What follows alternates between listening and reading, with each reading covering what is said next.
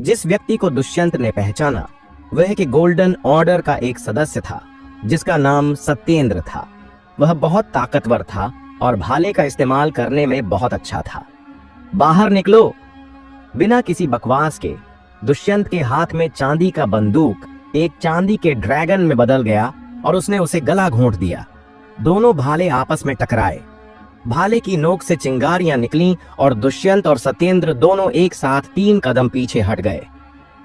दुष्यंत ठीक था, उसे कुछ नहीं हुआ, लेकिन सत्येंद्र का चेहरा उदास हो गया और उसकी आंखों में मारने की नीयत दिखने लगी। उत्तर एकेडमी के गोल्डन ऑर्डर के सदस्य होने के नाते उसे दक्षिण एकेडमी के एक अनजान लड़के ने पीछे धकेल दिया था और ऐसा लग रहा था कि दोनों बराबरी पर थे। तू मरने के लिए तैयार है? सत्येंद्र बहुत गुस्से में था। उसके हाथ में भाला 2 लाल सोने के ड्रैगन में बदल गया और दोनों तरफ से दुष्यंत पर हमला करने लगा। इस बार का हमला पिछले से ज्यादा ताकतवर था। दुष्यंत ने इसे देखा तो लापरवाही नहीं की और पूरी ताकत से जवाब दिया।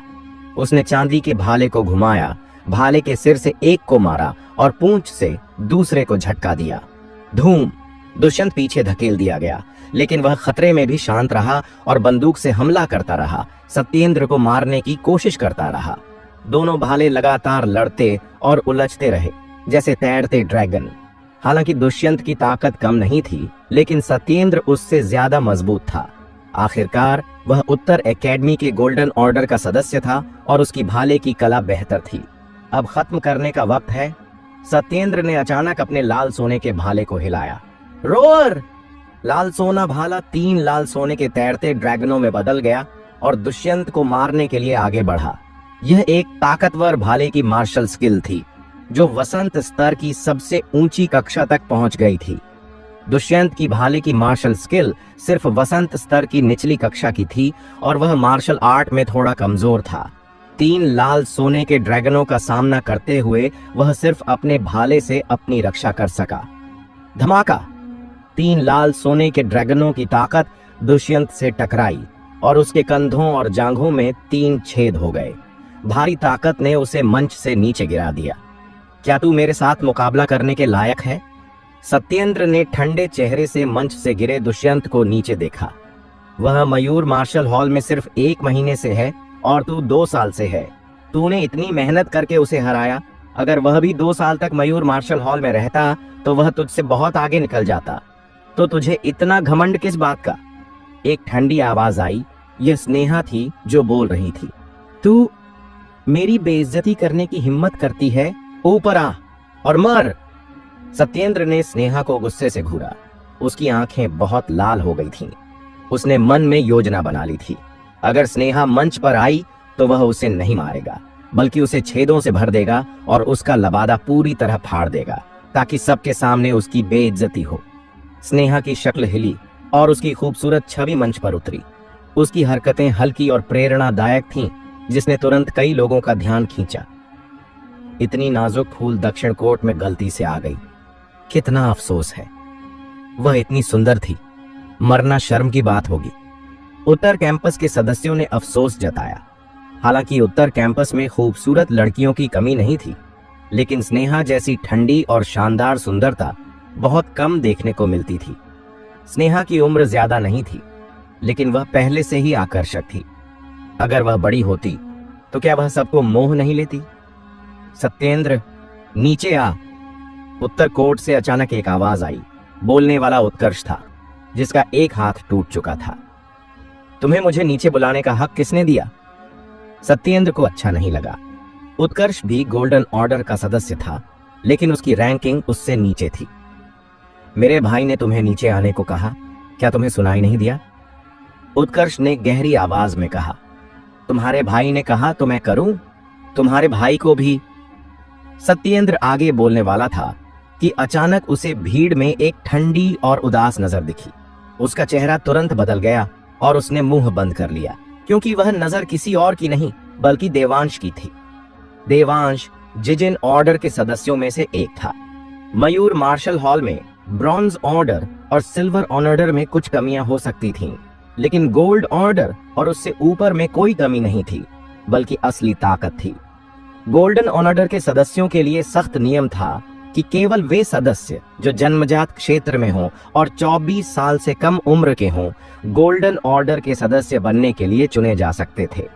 जिजिन ऑर्डर के लिए तो और सख्त नियम थे। पर्याप्त ताकत होने पर ही जिजिन ऑर्डर की परीक्षा में हिस्सा लेने का हक मिलता था। परीक्षा पास करने वाले ही जिजिन ऑर्डर के सदस्य बन सकते थे। परीक्षा का स्तर बहुत मुश्किल था। पर्याप्त ताकत के बिना इसे पूरा करना असंभव था। इसलिए जिजिन ऑर्डर का हर सदस्य अपनी ताकत से सबसे ऊपर खड़ा था और देवांश भी इसका अपवाद नहीं था।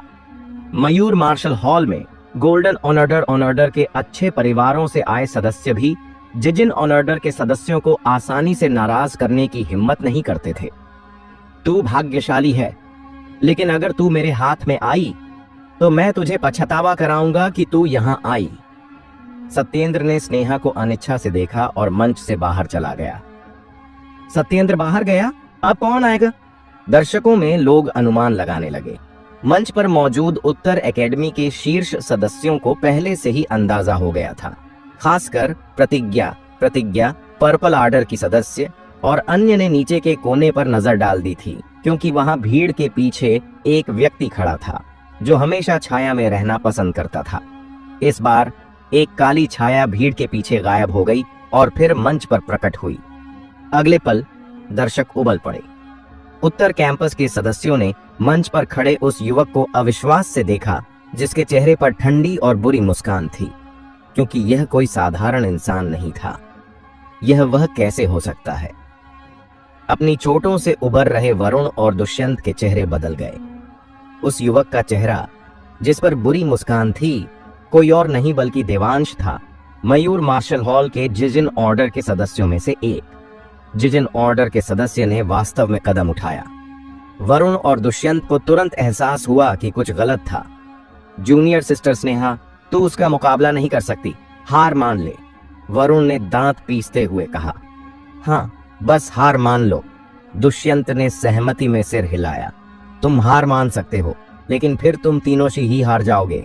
दक्षिण और उत्तर एकेडमी के पिछले समझौते के अनुसार तुम दोनों मर जाओगे, तो हार मानना और यहाँ मरना एक ही बात है। देवांश ने मुस्कुराते हुए अपनी आंखें सिकोड़ते हुए कहा। समझौता? वरुण और दुष्यंत स्तब्ध रह गए और फिर उन्हें याद आया कि दक्षिण और उत्तर कोर्ट के बीच वास्तव में एक समझौता था। अगर ऐसा था तो क्या वे मरने वाले नहीं थे? स्नेहा ठंडी नजरों से देख रही थी और उसके हाथ में एक बर्फ का क्रिस्टल तलवार थी। मैं तुम्हें जीने का एक मौका दे सकता हूँ, बस मेरे सामने घुटने टेक दो, अपनी मार्शल पोशाक उतार दो और सबके सामने कहो कि तू मेरी औरत बनने को तैयार है।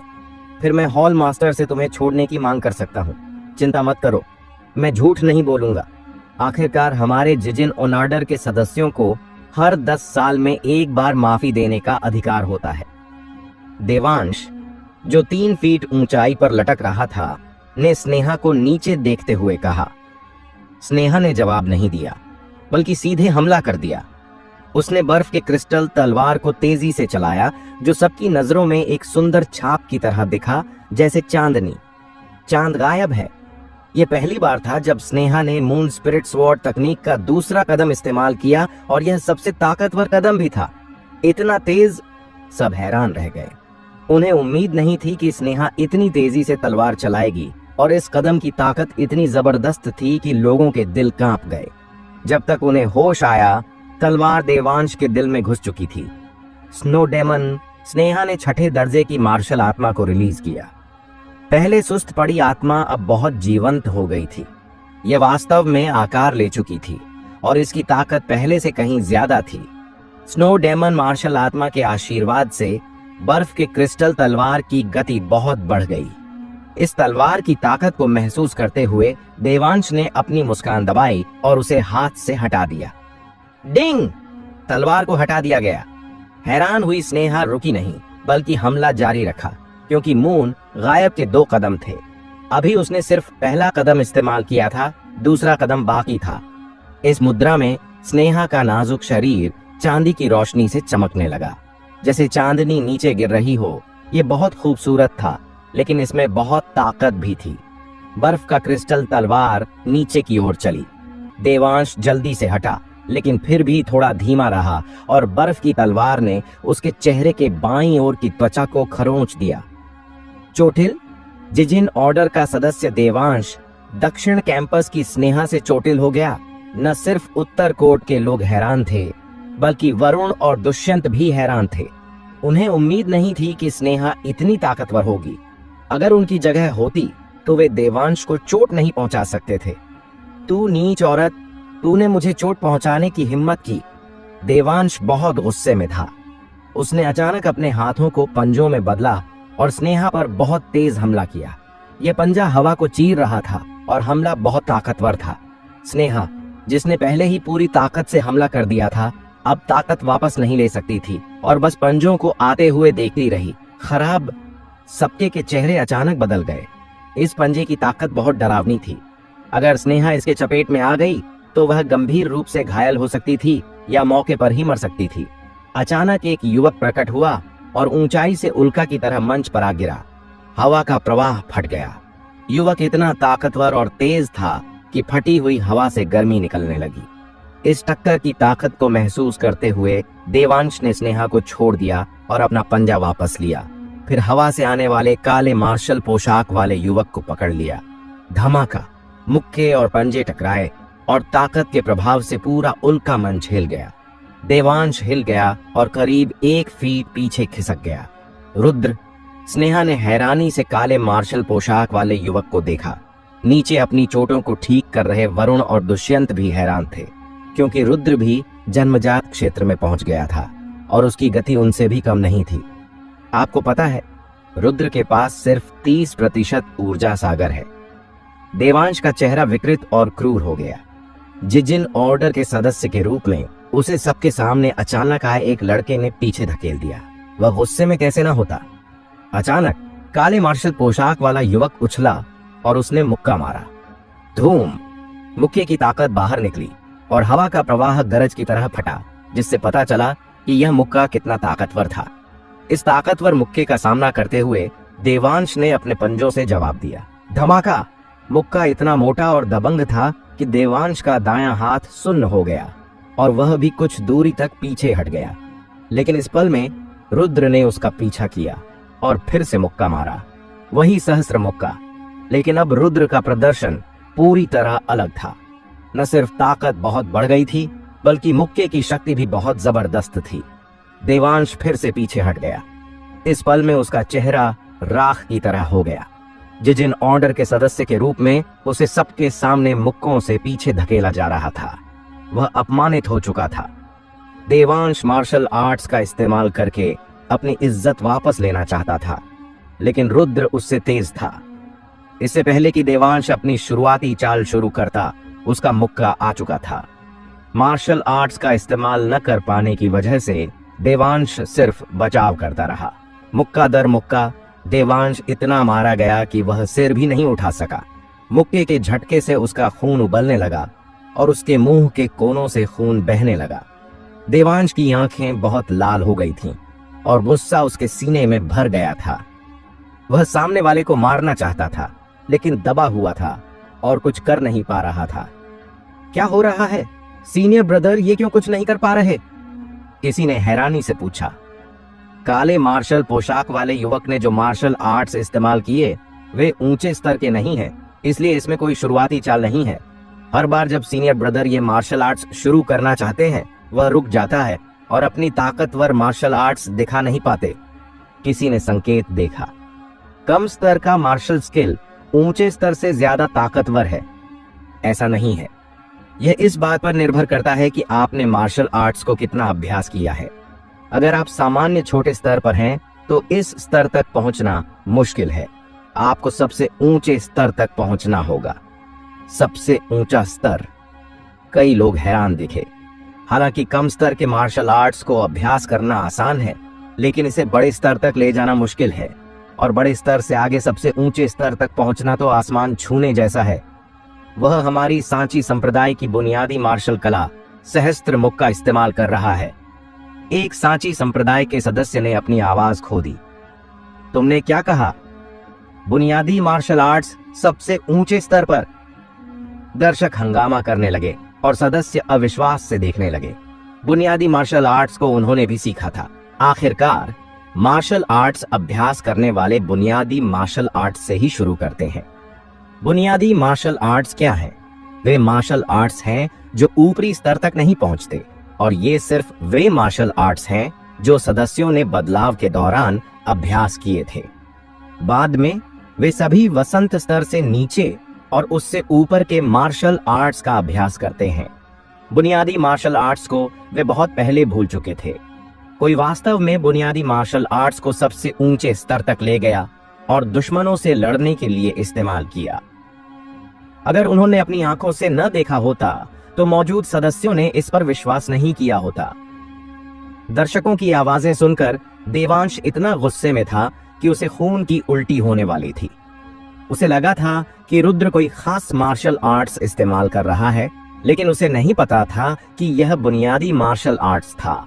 सहस्र मुक्का बार बार इस्तेमाल होता रहा और रुद्र के दिल में एक बहुत रहस्यमयी एहसास था। पता नहीं यह हार्ड स्वॉर्ड को पूरा करने की वजह से था या नहीं, लेकिन जब वह सहस्र मुक्का इस्तेमाल करता था तो उसे हमेशा एक खास एहसास होता था। यह एहसास बहुत अजीब था और रुद्र इसे बयान नहीं कर सकता था। वैसे भी जैसे जैसे वह सहस्र मुक्का इस्तेमाल करता रहा, मुक्के की ताकत बढ़ती गई, जैसे इसका कोई अंत न हो। बुनियादी मार्शल आर्ट्स सबसे ऊंचे स्तर तक पहुंचने के बाद हर लड़ाई में मजबूत होता जाता है। अचानक रुद्र को लगा जैसे उसने एक नया महाद्वीप खोज लिया हो। साथ ही उसके शरीर में एक अजीब ताकत जमा होती दिख रही थी। जैसे जैसे वह सहस्र मुक्का इस्तेमाल करता रहा, वह अजीब ताकत और ज्यादा जमा होती गई। पहले रुद्र ने सहस्र मुक्का देवांश से मुकाबले के लिए इस्तेमाल किया था। रुद्र बस यह देखना चाहता था कि उसमें और जिजिन ऑर्डर के सदस्यों में कितना अंतर है। अब रुद्र ने अपनी शुरुआती सोच को छोड़ दिया और उस शानदार एहसास में पूरी तरह डूब गया। मुक्का दर मुक्का ताकत जमा करने का एहसास और मजबूत होता जा रहा था। रुद्र के मुक्के और ताकतवर होते गए। देवांश का चेहरा और खराब होता गया, उसका बचाव और मुश्किल होता गया और हर मुक्के की ताकत बढ़ती रही। दूसरी तरफ रुद्र न सिर्फ थका हुआ नहीं दिख रहा था, बल्कि हमेशा आराम से लग रहा था। ताकत जमा करना, उसने वास्तव में ताकत जमा करना सीख लिया। ऊंचे मंच पर खड़े और नीचे देख रहे दीजुए का चेहरा काला पड़ गया। बगल में खड़े कमांडर जयंत आचार्य का चेहरा भी खराब हो गया। केवल वही मार्शल आर्ट्स करने वाला जिसने दशकों तक अभ्यास किया हो, उसे यह समझने का मौका मिल सकता था, लेकिन एक युवक ने इसे समझ लिया। उत्तर कैंपस के 3000 सदस्यों में से जिजिन ऑर्डर के शीर्ष सदस्यों सहित कोई भी ताकत जमा करना नहीं समझ सका। इसके बजाय दक्षिण कैंपस में अभी भर्ती हुए एक लड़के ने इसे समझ लिया। जयंत आचार्य का चेहरा और काला होता गया। उसकी नजरों में रुद्र के पीछे एक ऐसी ताकत उभर रही थी जो लगभग दिखाई नहीं देती थी, और यह ताकत बढ़ती जा रही थी। बस करो, जयंत आचार्य ने अचानक चिल्लाया। ध्वनि तरंगें बाहर निकली। मुक्का मार रहा रुद्र तुरंत मुक्के की आवाज से हिल गया और फिर सब कुछ अचानक रुक गया। उसका पूरा शरीर ऐसा लगा जैसे हवा निकल गई हो और जमा हुई ताकत गायब हो गई। इस मौके का फायदा उठाते हुए देवांश ने जल्दी से रुद्र को लात मारी, जिससे रुद्र पीछे खिसक गया। रुद्र का बायां हाथ लात खाने से सूज गया था। हालांकि दर्द हो रहा था, लेकिन ठीक था, चोट गंभीर नहीं थी। असली बात यह थी कि जो ताकत उसने बड़ी मुश्किल से जमा की थी वह बाधित हो गई थी। ताकत एक बार खो जाने के बाद इसे फिर से जमा करना मुश्किल होगा। रुद्र ने जयंत आचार्य को देखा, जो हंसा। जाहिर तौर पर उसने जानबूझकर ऐसा किया था। आपने मेरी ताकत क्यों नष्ट की? रुद्र ने जयंत आचार्य को घूरते हुए कहा। मुझे नहीं पता तुम क्या कह रहे हो। जयंत आचार्य ने हंसा। आपको नहीं पता? मयूर मार्शल हॉल के सीनियर सदस्य के रूप में जब मैं उत्तर एकेडमी के सदस्यों से लड़ रहा था और आखिरकार मुझे ताकत जमा करने और छोड़ने की कुंजी समझ आई, आपने आवाज निकाली और ध्वनि तरंगों से मेरी ताकत नष्ट कर दी। रुद्र ने जयंत आचार्य को घूरा। ताकत नष्ट करना? सदस्यों का समूह शोर करने लगा और सब इस बारे में बात करने लगे। जिजिन ऑर्डर के अन्य सदस्यों ने थोड़ा भौहें चढ़ाई। सामान्य सदस्यों को तो कुछ दिखाई नहीं देता था, लेकिन उन्हें कुछ संकेत मिले थे। जयंत आचार्य ने अभी अपनी ताकत को अपनी आवाज में छोड़ा था, इसे ध्वनि तरंगों में बदला था, और वह ध्वनि तरंग ने रुद्र को एक पल के लिए रोक दिया था। संभवतः यह वह आवाज थी जिसने रुद्र की ताकत को अब भी नष्ट कर दिया था। तुम कहना चाहते हो कि मैंने उत्तर और दक्षिण के बीच के विवाद के नियम तोड़े? तुम सबके सामने मेरी बेइज्जती करने की हिम्मत करता है? देखते हुए कि तुम जवान हो, मैं तुझसे गुनाह नहीं मांगना चाहता था, लेकिन तुमने मेरी बेइज्जती की। ठीक है, अब हिसाब बराबर करें। जयंत आचार्य के चेहरे पर ठंडी हंसी थी। तीसरा मुकाबला अभी खत्म नहीं हुआ था, लेकिन तुमने जबरदस्ती घुसपैठ की, जिससे उत्तर और दक्षिण के बीच की लड़ाई के नियम टूट गए। मैंने पहले तुम्हें नहीं बुलाया क्योंकि मैं देखना चाहता था कि क्या तुम्हें अपनी गलती का एहसास होता है, लेकिन तुमने न सिर्फ रुकने से इनकार किया बल्कि और ज्यादा हमला किया। स्नेहा और बाकियों ने यह सुनकर अपने चेहरे बदल लिए। मैंने तुम्हें रोकने के लिए कहा, फिर तुमने कहा कि मैंने तेरी ताकत नष्ट की। लड़के, तेरा मुंह कितना भी अच्छा हो, अब कोई फायदा नहीं। अभी जमीन पर घुटने टेक और हार मान ले। जयंत आचार्य ने चिल्लाया। रुद्र का चेहरा तन गया। वह अभी तेरी बहन थी ना? देवांश ने अपनी आंखें सिकोड़ते हुए रुद्र से धीमी आवाज में कहा, चिंता मत कर, तुझे पकड़ने के बाद मैं उसे अंधेरे कमरे में तुझसे मिलवाने ले जाऊंगा और तुझे दिखाऊंगा कि मैं उसके साथ कैसे खेलता हूं। क्या तू इसके लिए उत्साहित है? अपनी बहन को खेलते हुए देखना। हा हा हा हा हा हा। बोलने के बाद देवांश ने सिर उठाया और जोर से हंसा। झंझनाहट। तलवार की आवाज पूरे उल्का लोहे के मंच पर गूंजी। रुद्र और भारी काली तलवार एक हो गए और फिर गायब हो गए। सबने केवल एक ताकतवर काला प्रकाश देवांश की ओर कटते हुए देखा। तेज, बहुत तेज। यह एक चाकू था जो लगभग चरम पर था, और यह चाकू इतना मोटा था कि हवा का प्रवाह कटकर जलती लपटों में बदल गया, जिससे पता चला कि इस चाकू की ताकत कितनी डरावनी थी। हिम्मत कैसे हुई? जयंत आचार्य चिल्लाया। उसे रोकना चाहता था, लेकिन बहुत देर हो चुकी थी और वह केवल देख सकता था कि चाकू देवांश पर लगा। देखा गया कि देवांश को काटकर उड़ा दिया गया। उसके शरीर की सारी हड्डियां टूट गईं और उसके अंदरूनी अंग भी टुकड़े टुकड़े हो गए। क्या? दर्शकों में मौजूद लोग हैरान रह गए। चाकू की मरम्मत नहीं, तलवार का मास्टर। रुद्र के पिछले हमले में सबसे क्रूर और शुद्ध तलवार का इरादा था, और केवल एक तलवार मास्टर ही तलवार के इरादे की ताकत को छोड़ सकता था। 20 साल से कम उम्र का तलवार मास्टर। मौजूद सदस्यों ने सांस खींची, यहां तक कि प्रतिज्ञा चौहान और अन्य भी अपनी सीटों से खड़े हो गए। उनके चेहरों पर दुर्लभ गंभीरता दिख रही थी, क्योंकि रुद्र अब उनके साथ मुकाबला करने के लिए योग्य हो चुका था। ऐसा क्यों कहा? यह सच है कि देवांश ने परीक्षा पास की और जिजिन ऑन ऑर्डर का सदस्य बन गया, लेकिन प्रतिज्ञा चौहान और अन्य से अलग उसने ये परिवार से मिले आत्मा कवच और आत्मा तलवार पर भरोसा किया था। आत्मा कवच और आत्मा तलवार के साथ और खुद को मजबूत करने वाली गोलियों के साथ देवांश ने परीक्षा पास कर ली थी, इसलिए उत्कर्ष का जिजिन ऑर्डर नाम के लायक नहीं था। हालांकि रुद्र एक ही हमले से देवांश को मार सका, जो पहले से ही असाधारण था। आखिरकार देवांश में कुछ कमियां थीं। हालांकि वह असली जिजिन ऑर्डर के सदस्यों जितना अच्छा नहीं था, वह गोल्डन ऑर्डर के सदस्यों से बहुत मजबूत था, वरना वह स्नेहा को इतनी आसानी से नहीं हरा पाता। मेरे सामने किसी को मारने की हिम्मत? तुम मुझे गंभीरता से नहीं ले रहे। तुम्हारा चरित्र बहुत क्रूर है और भविष्य में हमारे मयूर मार्शल हॉल के लिए मुसीबत लाएगा। मैं आज खुद तुझे मारूंगा, जयंत आचार्य ने कहा और हवा में एक हथेली से हमला किया। धूम! हथेली की डरावनी ताकत ने पूरे उल्का लोहे के मंच को ढक दिया और अंदर मौजूद रुद्र के लिए मरने के अलावा कोई रास्ता नहीं था। अचानक अब तक चुप रहे हॉल मास्टर विश्वदेव रुद्र के सामने प्रकट हुए। उन्होंने अपनी उंगली से इशारा किया और देखते ही देखते वह डरावनी हथेली की ताकत गायब हो गई। इस उंगली की ताकत ने जयंत आचार्य के कंधे को भी छेद दिया और मौके पर ही एक छेद बन गया। खून तेजी से बहने लगा। जयंत आचार्य का चेहरा अचानक बदल गया। उसने दांत पीसे और घाव को ढक लिया और एक शब्द भी नहीं बोला। सीनियर भाई, इसका क्या मतलब है? कर्णदेव ने विश्वदेव हॉल मास्टर को घूरा। हालांकि रुद्र हमारे दक्षिण एकेडमी का सदस्य है, वह मयूर मार्शल हॉल का भी सदस्य है। पहले जयंत ने ध्वनि तरंगों से रुद्र की ताकत नष्ट की। तुमने और मैं दोनों ने इसे देखा। मुझे उम्मीद नहीं थी कि जयंत ऐसा करेगा, इसलिए मैं इसे रोकने में देर कर दी, और जब तक मुझे रोकना था तब तक यह हो चुका था। हॉल मास्टर विश्वदेव ने गहरी आवाज में कहा, मुझे लगा कि तुम हस्तक्षेप करोगे, लेकिन मुझे उम्मीद नहीं थी कि तुमने न सिर्फ उसे रोका नहीं बल्कि जयंत को और बुरा करने दिया। भाई, तुमने हमेशा उत्तर और दक्षिण के बीच के विवाद के नियमों को कानून माना है। आज तुमने न सिर्फ इस लड़के को नियम तोड़ने दिया बल्कि खुद भी नियम तोड़े। क्या अब तुम्हें इन्हें मानना मुश्किल हो रहा है? कर्णदेव ने जोर से पूछा। उसने नियम तोड़े और मैंने भी नियम तोड़े। चूंकि हमने नियम तोड़े हैं तो मैं स्वाभाविक रूप से उसे बाद में सजा दूंगा, हॉल मास्टर विश्वदेव ने कहा। तुम उसे सजा देने को तैयार हो? कर्णदेव ने हंसा। जैसा जरूरी है सजा दूंगा, विश्वदेव ने सख्ती से कहा।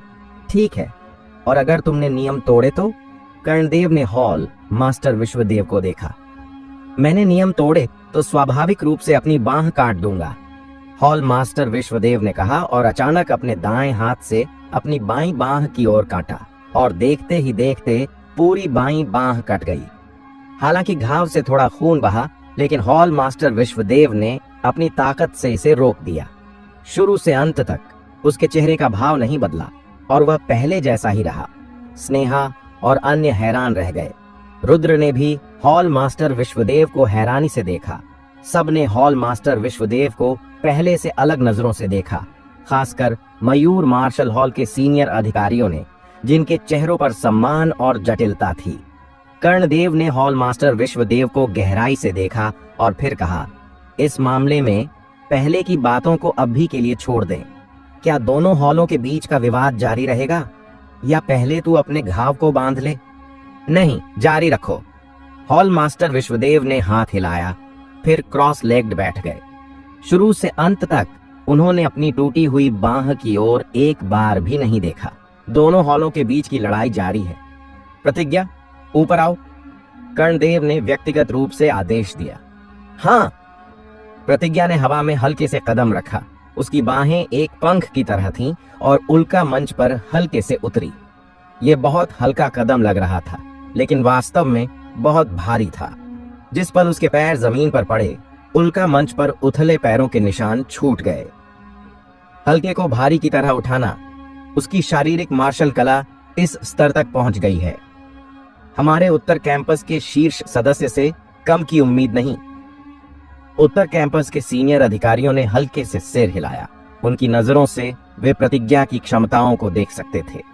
स्नेहा की खूबसूरत आंखों में चिंता दिखी। हालांकि रुद्र बहुत मजबूत था, प्रतिज्ञा उससे भी डरावनी थी। जिस पल वह उतरी, उसे लगा जैसे उसका दिल कुचल गया हो। प्रतिज्ञा, जो उसे यह एहसास दे सकती थी, उसकी ताकत निश्चित रूप से भयानक थी। दुष्यंत और दुष्यंत के चेहरे तन गए और उन्होंने प्रतिज्ञा को पीले चेहरों से देखा। स्वाभाविक रूप से उन्हें लगा कि प्रतिज्ञा का स्तर देवांश से कहीं ऊंचा था। तू बहुत अच्छा है, लेकिन आज तुझे मेरे हाथों मरना होगा। प्रतिज्ञा ने रुद्र को हल्के से देखा और कहा, अभी पता नहीं कौन मरेगा। रुद्र ने जवाब दिया, सख्त बातें करना बेकार है, सख्ती ही रास्ता है। प्रतिज्ञा ने हंसा और हमला करने वाली थी। गूंज! अचानक आसमान से डरावनी ध्वनि तरंगें आईं, जिससे पूरा मयूर मार्शल हॉल कांप गया और उल्का ऊंचा मंच भी हिल गया। सबने सिर उठाया और आसमान की ओर देखा। बाधित होकर प्रतिज्ञा को अपना हाथ वापस लेना पड़ा और अपनी नजर आसमान की ओर डालनी पड़ी। देखा कि आकाश मुड़ रहा था और फिर एक विशाल ईगल का सिर उभरा। इस राक्षस ईगल का सिर बहुत क्रूर था। जैसे जैसे यह धीरे धीरे बाहर निकला, देखने वालों को हैरानी हुई, क्योंकि यह कोई राक्षस नहीं था, बल्कि एक बादल नाव थी। हालांकि इसका शरीर सामान्य बादल नाव से छोटा था, लेकिन पूरे शरीर को वॉरक्राफ्ट से बनाई गई यह बादल नाव लोगों को बहुत बड़ा झटका दे सकती थी। मयूर मार्शल हॉल के सीनियर अधिकारियों के चेहरे जटिल हो गए और कर्णदेव के चेहरों पर भी गंभीरता दिखी। वे स्वाभाविक रूप से इस बादल नाव की शक्ल को पहचानते थे, जो एक बहुत डरावना राक्षस घोस्ट ईगल था। इस तरह का राक्षस ज्यादातर दुर्गम जगहों पर ही दिखता है, लेकिन कभी कभी यह इंसानों के रहने वाली जगहों पर भी उड़ सकता है। एक बार एक घोस्ट ईगल कालीकट के पास आया था। वह घोस्ट ईगल इतना डरावना था कि उसने सिर्फ एक दिन में कालीकट के एक उप शहर को नष्ट कर दिया था और लाखों लोग उस घोस्ट ईगल से मारे गए थे।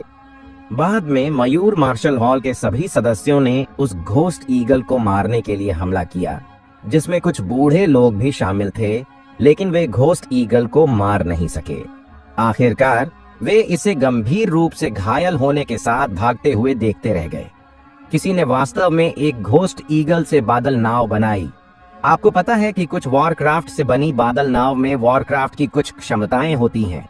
उदाहरण के लिए घोस्ट ईगल जैसे सुपर स्पीड वॉरक्राफ्ट को मारकर बादल नाव में बदला जाए तो वह बादल नाव बहुत तेज होगी, लगभग घोस्ट ईगल की जिंदा रहते हुए की गति जितनी।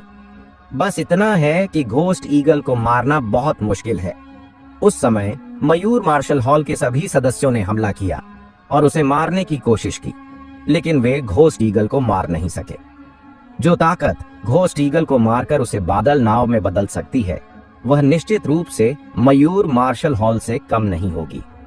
देखो, वॉरक्राफ्ट बादल नाव पर एक राजा का झंडा है। किसी ने वॉरक्राफ्ट बादल नाव के ऊपर की ओर इशारा किया और देखा कि वहां एक सुनहरा राजा का झंडा लटक रहा था। राजा का झंडा क्या है? जब किसी ताकत के पास मार्शल किंग होता है तो सिहल वर्ष राजवंश उस ताकत को एक राजा का झंडा देता है और केवल मार्शल किंग वाले ही राजा के झंडे का इस्तेमाल कर सकते हैं। मयूर मार्शल हॉल के सीनियर अधिकारियों के चेहरे बहुत जटिल थे। मयूर मार्शल हॉल में भी एक मार्शल किंग था, लेकिन वह अब अतीत की बात थी। पूर्व स्वॉर्ड किंग एक मार्शल किंग था और वह बहुत ताकतवर स्वॉर्ड मार्शल किंग था। 100 साल से ज्यादा पहले द किंग की मृत्यु के बाद से मयूर मार्शल हॉल में कोई मार्शल किंग पैदा नहीं हुआ। जैसे ही वॉरक्राफ्ट बादल नाव धीरे धीरे नीचे उतरी, कर्णदेव और अन्य ने राजा के झंडे के बीच में लिखे शब्दों को साफ देखा।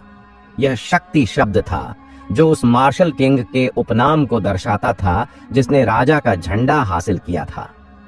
शक्ति उपनाम का मार्शल किंग। हमारे कालीकट में शक्ति नाम का कोई नहीं है।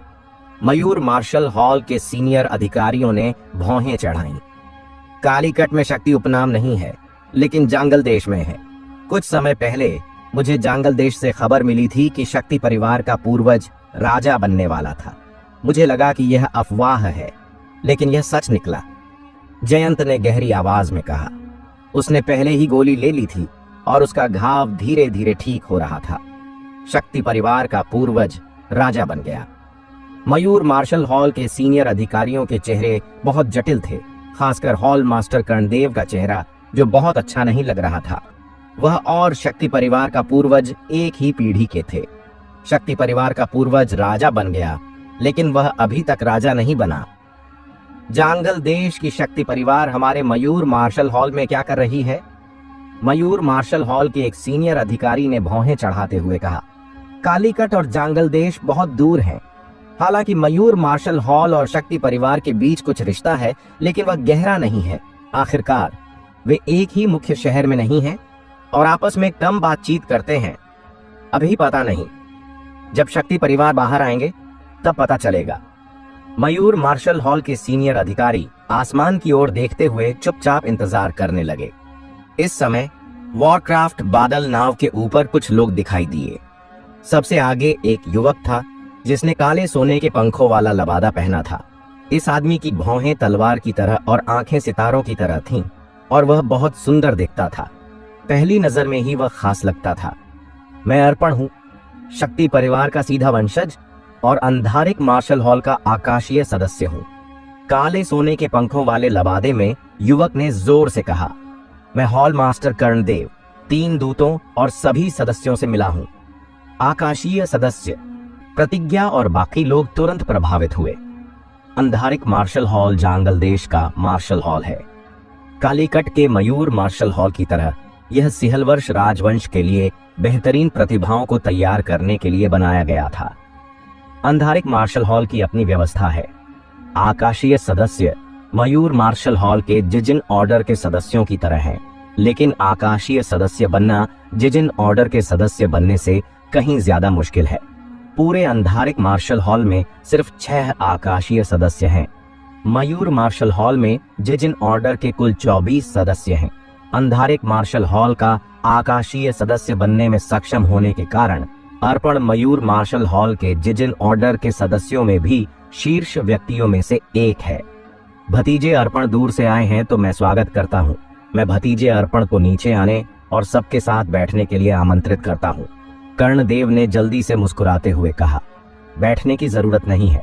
मेरे दादाजी मार्शल किंग ने अभी अभी इस घोस्ट ईगल को मारा है और इसे बादल नाव में बदला है। इसके शरीर में मौजूद दुश्मनी अभी खत्म नहीं हुई है और मुझे लोगों को लेकर इसे दबाना होगा, अर्पण ने हल्के से कहा। कर्णदेव का गाल थोड़ा हिला और मयूर मार्शल हॉल के सीनियर अधिकारियों के चेहरे बदल गए। अर्पण के शब्दों से बहुत सारी जानकारी मिली। मार्शल किंग के दादाजी। अर्पण की को देखकर यह लगभग पक्का हो जाता है और घोस्ट ईगल को मारना दिखाता है कि शक्ति परिवार के मार्शल किंग की ताकत बहुत डरावनी है। 20 साल पहले शक्ति परिवार के पूर्वज और मैंने सिहल वर्ष राजवंश के स्वर्गीय भोज में हिस्सा लिया था। सोचा नहीं था कि 20 साल बाद वह इतनी बड़ी सफलता हासिल करेंगे और मार्शल किंग बन जाएंगे। ये वास्तव में खुशी और बधाई की बात है, कर्णदेव ने भावुक होकर कहा। हाँ, बधाई। शक्ति मार्शल किंग को घोस्ट ईगल मारने की बधाई। मयूर मार्शल हॉल के सीनियर अधिकारियों ने एक के बाद एक बधाई दी और कुछ ने अर्पण को चापलूसी भरी मुस्कान भी दिखाई। मैं हॉल मास्टर और सबकी शुभकामनाएं मार्शल किंग दादाजी की ओर से स्वीकार करता हूं। मैं आज यहां इसलिए आया हूं क्योंकि मेरे पास एक बात है जिसे मैं हॉल मास्टर से पूरा करने के लिए कहना चाहता हूं, अर्पण ने गंभीरता से कहा। जब तक मयूर मार्शल हॉल इसे कर सकता है, मैं निश्चित रूप से भतीजे अर्पण की मदद करूंगा, कर्णदेव ने बिना रुके कहा। यह बात बहुत आसान है, मुझे बस हॉल मास्टर और सबकी हाथ चाहिए, अर्पण ने आगे कहा। भतीजे अर्पण, कृपया बताओ, कर्णदेव ने जल्दी कहा। बात यह है कि मेरी एक कबीले की बहन नमिता आपके मयूर मार्शल हॉल में शामिल हुई थी, लेकिन उसे मयूर मार्शल हॉल में मार दिया गया और जिसने मेरी बहन नमिता को मारा वह अभी भी आजाद है।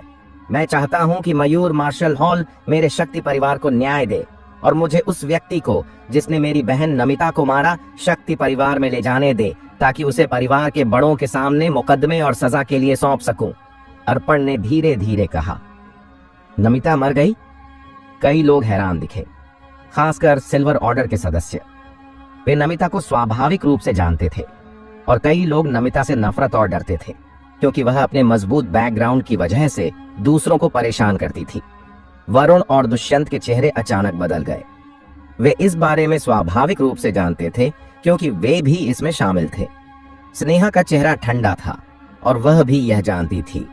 कर्णदेव और बाकियों के चेहरे अजीब हो गए, खासकर कर्णदेव का, जिसका चेहरा बहुत गहरा था क्योंकि वह भी इस मामले को जानता था। जिसने मेरी बहन को मारा उसका नाम रुद्र है। यहाँ आने से पहले मार्शल किंग दादाजी ने मुझे यह बताया। उन्होंने मुझसे व्यक्तिगत रूप से कहा, मेरे शक्ति परिवार का सदस्य दूसरों से सताया कैसे जा सकता है?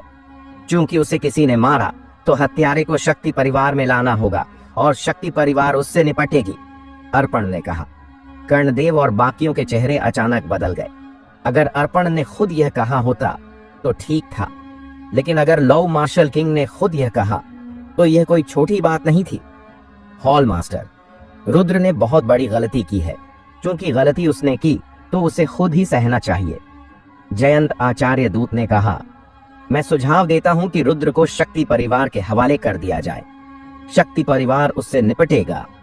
मैं सहमत हूं, कई सीनियर अधिकारियों ने एक के बाद एक कहा। कर्णदेव का चेहरा बदल गया और वह एक पल के लिए फैसला नहीं कर सका तो उसने रुद्र की ओर देखा। तलवार का मास्टर, जैसे पहले के स्वॉर्ड किंग, वह मयूर मार्शल हॉल में एक दुर्लभ तलवारबाज है। तलवारबाजी में उसकी प्रतिभा स्वॉर्ड किंग वुहुई से भी ज्यादा है। जब स्वॉर्ड किंग तलवार का मास्टर बना तब वह 27 साल का था, लेकिन रुद्र 20 से कम, ज्यादा से ज्यादा 17 या 18 साल का दिखता था, जो स्वॉर्ड किंग वुहुई से 7-8 साल तेज था। दुर्भाग्य से उसका ऊर्जा समुद्र नष्ट हो गया है, सिर्फ 30% बचा है। हालांकि वह जन्मजात क्षेत्र में पहुंच गया है, लेकिन अगला क्षेत्र, इसके लिए जरूरी संसाधन न सिर्फ उसके हमउम्र लोगों से लगभग 100 गुना ज्यादा है, बल्कि सफलता की संभावना बहुत कम है, आधे प्रतिशत से भी कम। एक जन्मजात क्षेत्र के आधे अधूरे तलवार मास्टर के लिए शक्ति परिवार के मार्शल किंग को नाराज करना वास्तव में फायदेमंद नहीं है, खासकर जब रुद्र दक्षिण एकेडमी का सदस्य है, न कि उसका उत्तर एकेडमी। चूंकि सब ऐसा सोचते हैं तो रुद्र को सौंप देते हैं। कर्णदेव ने हल्के से सिर हिलाया और कहा, क्यों? स्नेहा ने गुस्से से कहा, शक्ति परिवार की नमिता ने ब्रोकन ब्लेड गुफा में मेरे 5 बड़े संप्रदायों के शिष्यों को बिना वजह मारा और रुद्र को भी मारना चाहती थी। अगर रुद्र विरोध न करता तो वह मर जाता। क्या शक्ति परिवार की नमिता को दूसरों को मारने की इजाजत है, लेकिन दूसरों को उसे मारने की इजाजत नहीं है? क्या आपकी शक्ति परिवार इतनी दबंग है? ये शब्द सुनकर कई नॉर्थ रिवर के सदस्य गुस्से से भर गए, खासकर नॉर्थ रिवर संप्रदाय के शिष्य।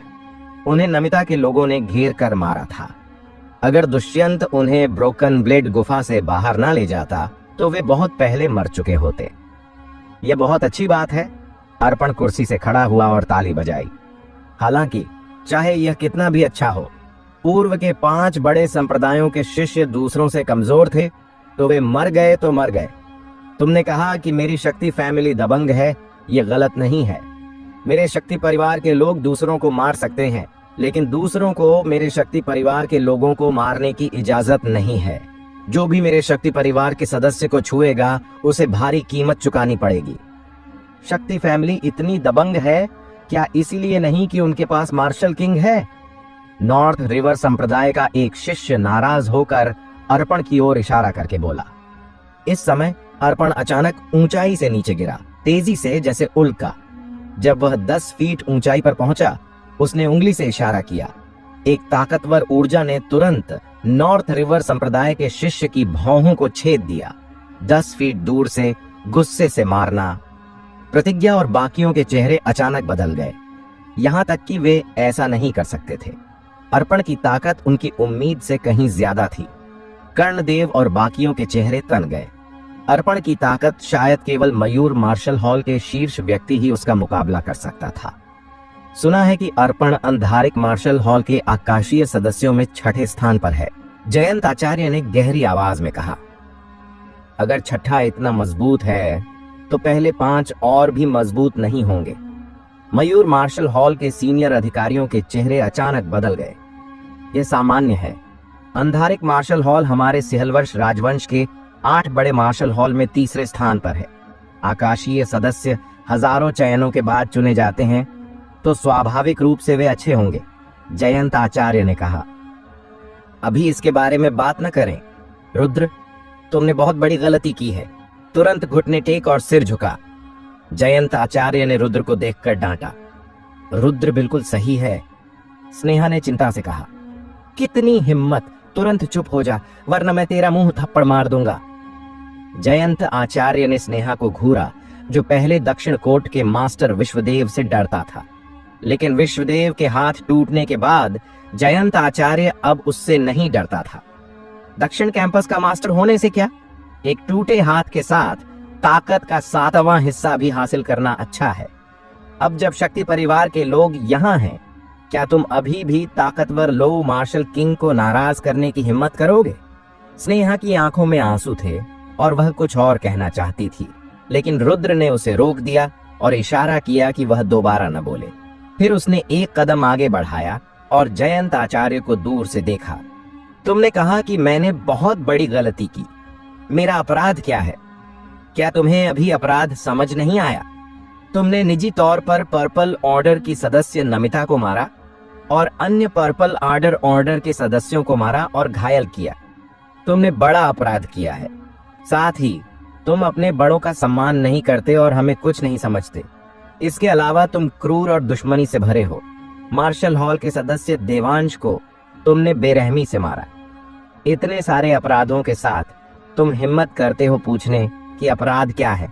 जयंत आचार्य ने थोड़े अधीरता से कहा। क्या अपराध है? रुद्र मुस्कुराया, लेकिन उसकी मुस्कान ठंडी थी।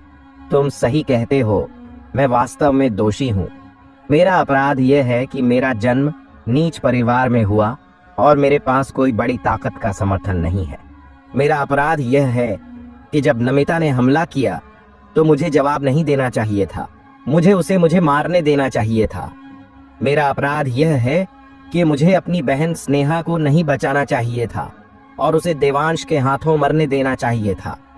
मेरा अपराध यह है कि मेरे हमले के बाद वह बदला लेना चाहता था और स्नेहा को अपमानित करना चाहता था, लेकिन मुझे उसे मारने के लिए हमला नहीं करना चाहिए था, बल्कि उसे भविष्य में स्नेहा को अपमानित करने देना चाहिए था और उसे मेरे रिश्तेदारों को मारते हुए देखना चाहिए था। दर्शकों में मौजूद मयूर मार्शल हॉल के सदस्य उदास दिखे और कुछ ने रुद्र को सहानुभूति से देखा। वे मूर्ख नहीं थे।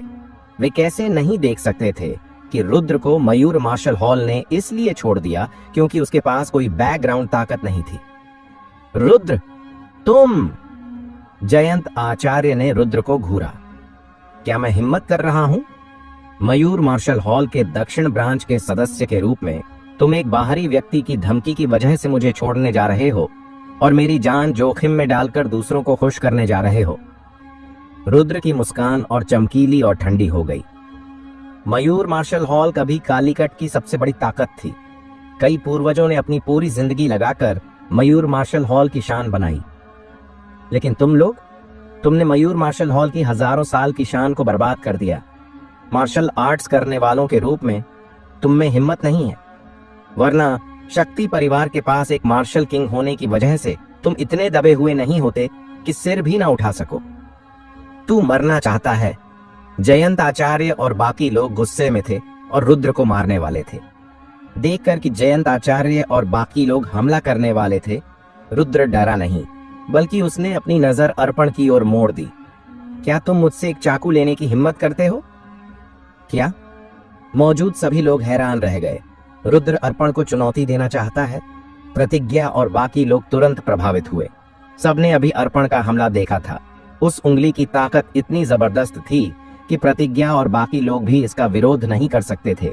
अर्पण की ताकत के साथ रुद्र का चाकू लेना आसान नहीं है। क्या हिम्मत नहीं है? इस मयूर मार्शल हॉल में मेरे पास ब्रॉन्ज ऑर्डर की योग्यता भी नहीं है और अब मैं एक त्यागा हुआ बन गया हूं। क्या तू एक त्यागे हुए से एक चाकू भी नहीं ले सकता? रुद्र ने अर्पण को देखा। तुम्हारी योग्यता से तुम मुझ पर हमला करने के लायक नहीं है, लेकिन चूंकि तुम ऐसा कह रहे हो तो मैं तुम्हें तुम्हारी औकात दिखाता हूं। अर्पण हवा में खड़ा था, रुद्र को उदासीनता से देख रहा था।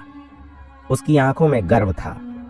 उनका मंच के नीचे जमा हुए सदस्य रुद्र को देखते रहे और कई सदस्यों ने चुपचाप सिर हिलाया। उनकी नजर में रुद्र बस अपनी आखिरी मौत की कोशिश कर रहा था। चूंकि अर्पण रुद्र का वार लेना चाहता था, कर्णदेव और बाकियों ने मना नहीं किया। वैसे भी वे इसे एक तमाशा मान रहे थे। रुद्र के वार के बाद उसे आखिरकार जांगल देश शक्ति परिवार में ले जाकर सजा दी जाएगी। सबकी नजरों के सामने रुद्र ने अपनी पीठ से भारी काला चाकू निकाला और फिर अपने कंधे से सिकाड़ा विंग चाकू उतारा। इन दो चाकुओं को देखकर कर्णदेव ने भौहें चढ़ाईं, क्योंकि वे परिचित लग रहे थे, जैसे उसने उन्हें कहीं देखा हो। जिस पल उसने दोनों चाकुओं को अपने हाथों में लिया, रुद्र के शरीर से बवंडर जैसा तलवार का इरादा उभरा। यह तलवार का इरादा इतना ताकतवर था कि लोगों के दिल कांप गए। झंझनाहट। दोनों चाकुओं ने तेज आवाज की। अर्पण, जो पहले उदासीन दिख रहा था, अपनी भौहें थोड़ा चढ़ा नहीं सका। उसे पता नहीं क्यों, लेकिन एक अजीब सी बेचैनी महसूस हुई। इस समय रुद्र ने धीरे धीरे अपना सिर उठाया और उसकी पहले काली आंखों में एक डरावना तलवार का इरादा दिखाई दिया। धूम। रुद्र आसमान में उड़ा और उसका पूरा शरीर दोनों चाकुओं के साथ मिल गया। एक विशाल चाकू में बदल गया और हवा में काटने लगा। हवा का प्रवाह फट गया और लपटें विशाल चाकू के पीछे चली। दो ध्रुव टूट गए। विशाल तलवार धीमी लगती थी, लेकिन आश्चर्यजनक रूप से तेज थी।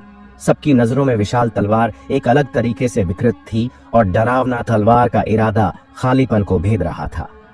यह तलवार इतनी ताकतवर थी कि लोगों के दिल कांप गए। धमाका। विशाल चाकू अर्पण के शरीर पर लगा। अर्पण ने अपनी बाहें क्रॉस की और दोनों बाहों पर एक जोड़ी कलाई के रक्षक दिखाई दिए। वे रक्षक ढाल में बदल गए और सामने रोक लिए।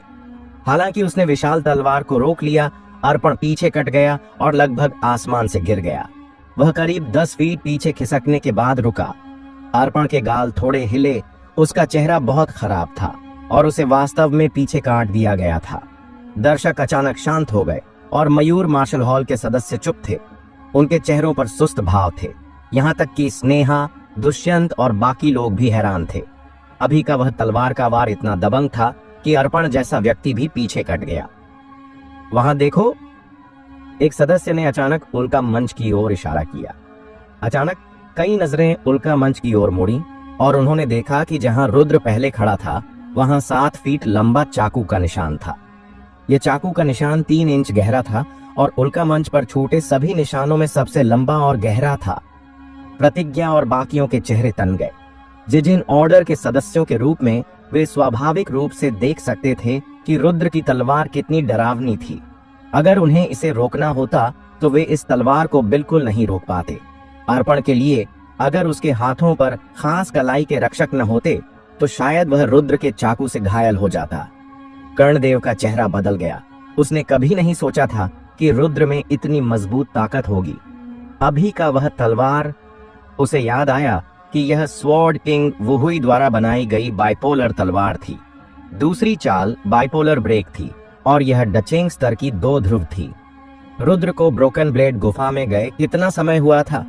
1 महीने से कम में बाइपोलर ब्रेक की दूसरी चाल को डचेंग स्तर तक ठीक कर लिया।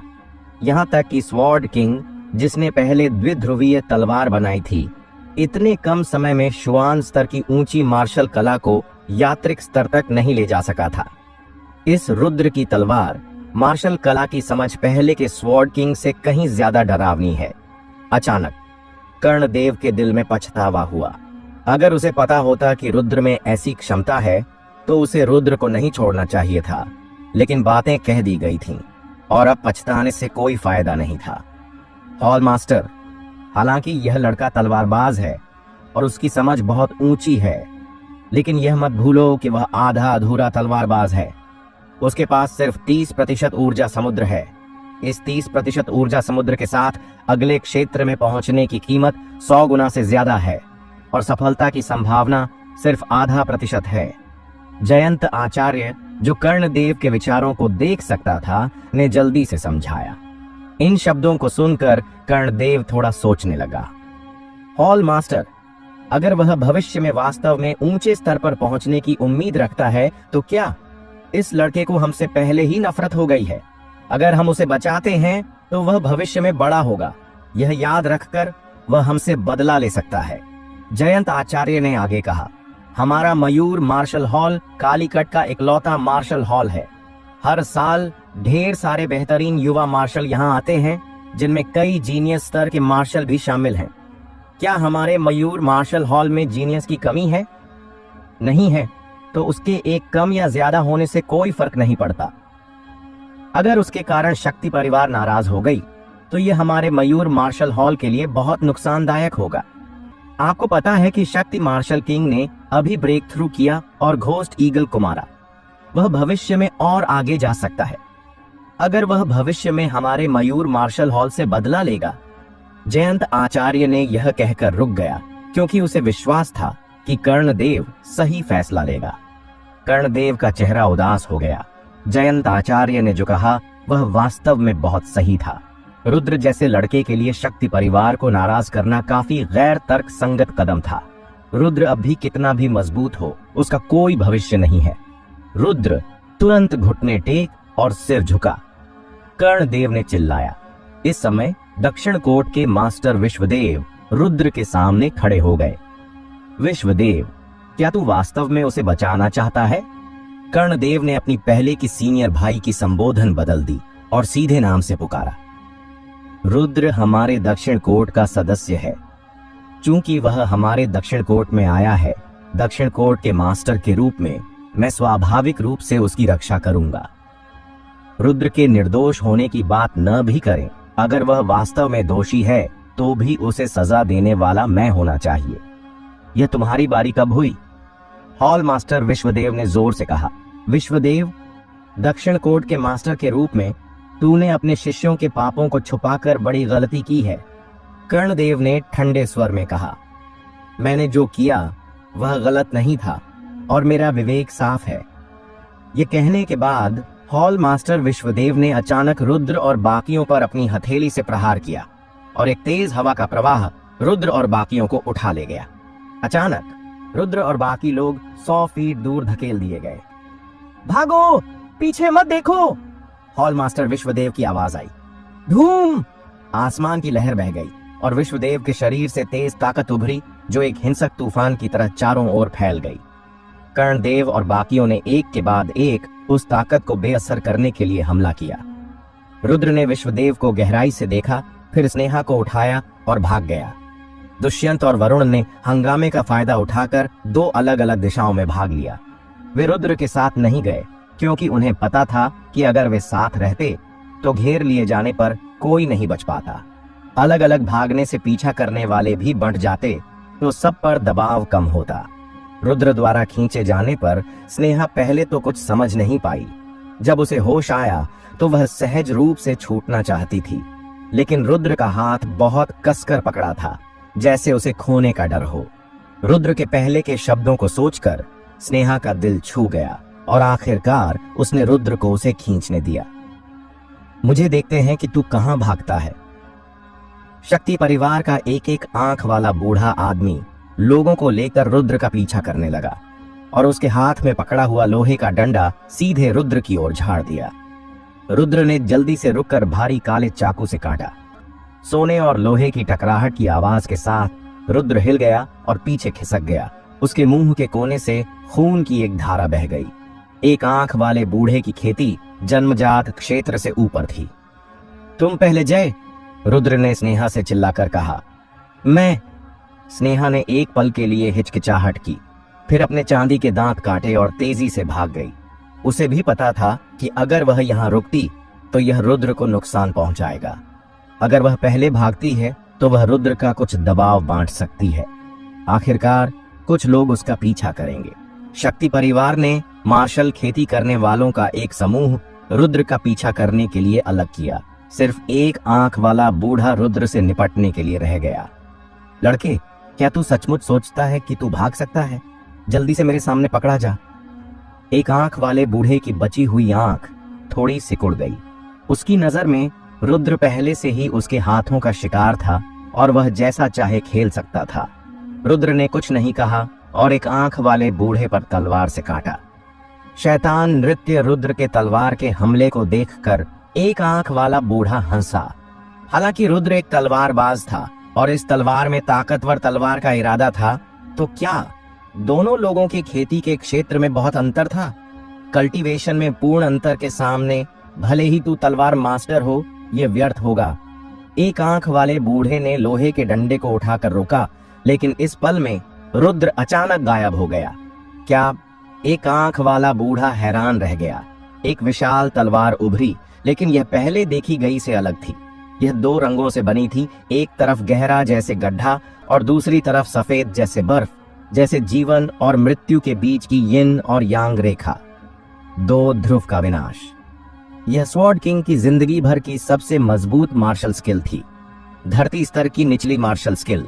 चाकू काटा गया और आसपास का 10 फीट का क्षेत्र टुकड़े टुकड़े हो गया। डरावनी धार ने एक आंख वाले बूढ़े के शरीर को भेद दिया और बची हुई ताकत 100 फीट तक फैल गई। पफ! रुद्र ने खून की एक बड़ी मात्रा उगली। जैसा कि उम्मीद थी, इस 2 ध्रुव विनाश की तीसरी चाल को आसानी से इस्तेमाल नहीं किया जा सकता। मेरी सच्ची ऊर्जा तुरंत खत्म हो गई और मेरी तलवार की नसें लगभग टूट गईं। रुद्र ने अपने मुंह के कोने से खून पोंछा। धरती स्तर की मार्शल कला बहुत दबंग होती है, खासकर तलवार मार्शल कला, जो बहुत ज्यादा दबंग होती है। अगर रुद्र ने नसों को मजबूत नहीं किया होता तो 2 ध्रुव विनाश तलवार मारते समय नसें जवाबी हमले से टूट जाती। एक आंख वाले बूढ़े को मारने में सबसे महत्वपूर्ण हार्ट स्वॉर्ड थी। हार्ट स्वॉर्ड बनने के बाद यह शरीर में सील हो जाती है और धार इसके अंदर जमा होती है। इस्तेमाल करने पर यह न सिर्फ तलवार मार्शल कला की ताकत बढ़ाती है, बल्कि एक अविनाशी धार भी छोड़ती है। तलवार कल्टीवेशन की डरावनी बात कई आशीर्वादों में है। अपनी आध्यात्मिक ऊर्जा लगभग खत्म होने के साथ रुद्र रुकने की हिम्मत नहीं कर सका। उसने एक आंख वाले बूढ़े पर छिपा हुआ बैग देखा और जल्दी से उसे हटाया। फिर स्नेहा के भागने की दिशा में पीछा किया। जल्द ही रुद्र ने स्नेहा को देखा जो घेराबंदी में थी। शक्ति परिवार के मार्शल खेती करने वाले बहुत मजबूत नहीं थे। सबसे ऊंचा स्तर जन्मजात क्षेत्र का था जो एक आंख वाले बूढ़े से बहुत कम था। घेराबंदी में स्नेहा न सिर्फ आसानी से जवाब दे रही थी बल्कि उसने 3 मार्शल खेती करने वालों को भी मार डाला। शक्ति परिवार के मार्शल कल्टीवेशन करने वाले रुद्र को आते देख हैरान रह गए क्योंकि रुद्र से निपटने वाला एक आंख वाला बूढ़ा था। अब रुद्र यहाँ आ गया है तो एक आंख वाला बूढ़ा कहाँ है? अचानक शक्ति परिवार के मार्शल कल्टीवेशन करने वालों को कुछ गलत लगा। अब तुम्हारी बारी है। रुद्र ने भारी काला चाकू हाथ में लिया और मारने वाला था। शक्ति परिवार के लोगों के चेहरे अचानक बदल गए और वे जल्दी से लड़ाई के घेरे से अलग हो गए और चारों दिशाओं में उड़ गए। रुद्र ने इन लोगों को भागते देख पीछा नहीं किया बल्कि जल्दी से स्नेहा के पास पहुंचा। जो एक आंख वाला बूढ़ा तुम्हारा पीछा कर रहा था वह कहाँ है? स्नेहा ने पूछा। वह मर गया, रुद्र ने हल्के से कहा। मर गया? स्नेहा की भौहें थोड़ी चढ़ गईं। जाहिर तौर पर उसे विश्वास नहीं हुआ। आखिरकार उसने एक आंख वाले बूढ़े को हमला करते देखा था और उसकी खेती निश्चित रूप से जन्मजात क्षेत्र से ऊपर थी। ये देखकर कि स्नेहा को विश्वास नहीं हुआ, रुद्र ने समझाने की जहमत नहीं उठाई और जल्दी से मार्शल खेती करने वालों के बैग उतार ली। तुम क्या कर रहे हो? स्नेहा ने रुद्र को हैरानी से देखा। बेशक, पैसे और सामान इकट्ठा कर रहा हूं, रुद्र ने सिर उठाए बिना कहा। पैसे और सामान इकट्ठा करना? वे पहले से ही मर चुके हैं और तुम फिर भी उनसे पैसे और सामान इकट्ठा कर रहे हो। स्नेहा ने भौहें चढ़ाईं। अगर मैं नहीं लूंगा तो कोई और ले जाएगा। दूसरों के लिए रखने से बेहतर है कि अपने लिए रखूं। साथ ही हमें भविष्य में खाने और कपड़ों के लिए पैसे चाहिए होंगे। अगर हमारे पास पैसे नहीं होंगे तो बाहर उत्तर पश्चिम हवा कैसे पिएंगे? रुद्र ने जल्दी से बैग समेट लिया। स्नेहा अचानक चुप हो गई। रुद्र समझ सकता था कि स्नेहा ने ऐसा क्यों पूछा। वह बचपन से हर चीज में कमी महसूस करती थी। शिव संप्रदाय में शामिल होने के बाद उसे हर तरह से तरक्की मिली। जो कुछ भी चाहिए था शिव संप्रदाय ने उसके लिए हल कर दिया। स्नेहा को खाने पीने और कल्टीवेशन के बारे में लगभग कोई चिंता नहीं थी। कम से कम मयूर मार्शल हॉल में आने से पहले उसे किसी चीज की कमी नहीं थी। रुद्र अलग था। उसने सांची संप्रदाय में कई कठिनाइयों और मोड़ों का सामना किया और 2 बार जीवन मृत्यु का अनुभव किया। सबसे जरूरी बात यह है कि इस सफर में रुद्र ने अपनी मार्शल कला को इकट्ठा करने पर भरोसा किया, साथ ही उन 3 ऊंचे दर्जे के आत्मा पत्थरों पर। अब रुद्र ने दुश्मनों को मारने के बाद उनका सामान समेटने की अच्छी आदत बना ली थी। जल्दी चलो। रुद्र ने स्नेहा को उठाया और भाग गया। अर्पण लोगों के साथ आया। जब उसने गंजे बूढ़े के शरीर को देखा तो उसका चेहरा बहुत उदास हो गया क्योंकि गंजे बूढ़े का शरीर एक तेज हथियार से आधा कट गया था। शव पर अभी भी एक परिचित तलवार का इरादा था। यह रुद्र का हाथ था। यह धरती स्तर की तलवार मार्शल स्किल होगी तभी इतनी ताकतवर होगी। युवा मास्टर, उस लड़के में तलवार के रास्ते में बहुत डरावनी प्रतिभा है। हरे कपड़ों और सफेद बालों वाला एक बूढ़ा अर्पण से बोला। तलवारबाजी में उसकी प्रतिभा कितनी भी हो, इससे कोई फर्क नहीं पड़ता। वह अभी भी आधा अधूरा तलवारबाज है जिसके पास सिर्फ 30% ऊर्जा समुद्र है। अर्पण ने हंसा। यह सच है। उसके लिए दोबारा ब्रेक थ्रू करना वास्तव में मुश्किल है, लेकिन इस दुनिया में कुछ भी निश्चित नहीं है। क्या होगा अगर उसे कोई मौका मिल जाए? भले ही वह मेरे शक्ति परिवार के लिए मुसीबत न बने, लेकिन जैसे ही कुछ संकेत दिखें हमें उसे शुरुआत में ही खत्म कर देना चाहिए। यह हमेशा से मेरे शक्ति परिवार का तरीका रहा है। हरे कपड़ों और सफेद बालों वाले बूढ़े ने गहरी आवाज में कहा। मुझे समझ आ गया। अर्पण ने हल्के से सिर हिलाया और फिर ठंडी आवाज में कहा, मेरे आदेश दो कि उस रुद्र नाम के लड़के का पीछा किया जाए। उसे जिंदा नहीं छोड़ना है। हाँ। शक्ति परिवार के मार्शल खेती करने वालों का समूह एक के बाद एक जवाब देता हुआ बिखर गया, जिसमें हरे कपड़ों और सफेद बालों वाला बूढ़ा भी शामिल था।